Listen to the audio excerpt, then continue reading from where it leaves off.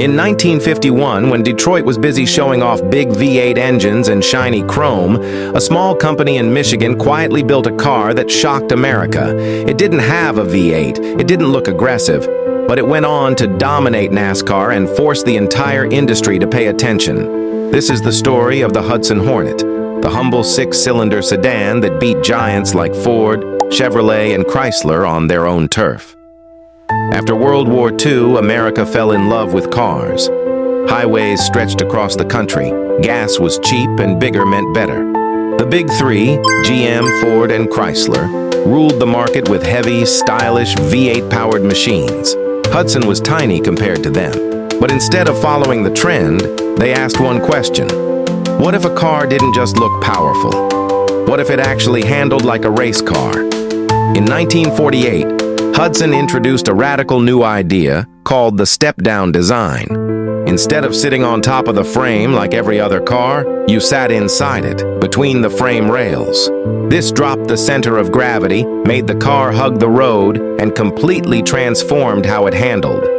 While other cars leaned through turns, the Hornet stayed flat and stable. Drivers didn't sit on the car, they sat in it, connected to the road. From the outside, the Hornet looked neat and low-slung.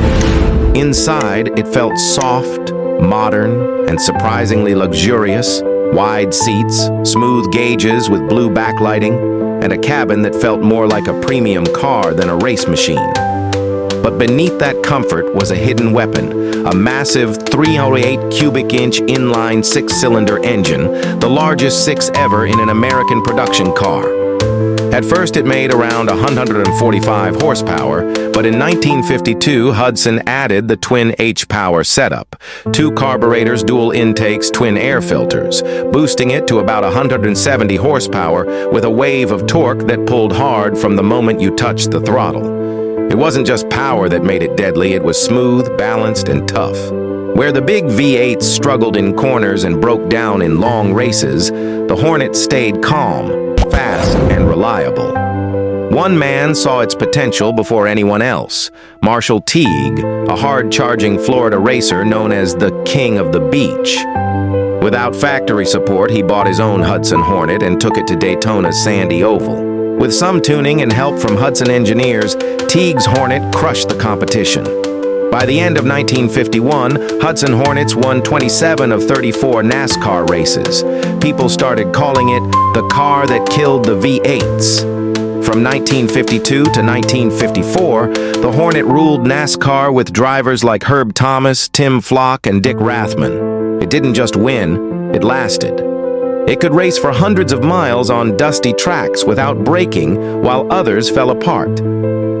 In 1952 and 1953, Herb Thomas won back-to-back championships, making Hudson the only independent automaker to ever do it.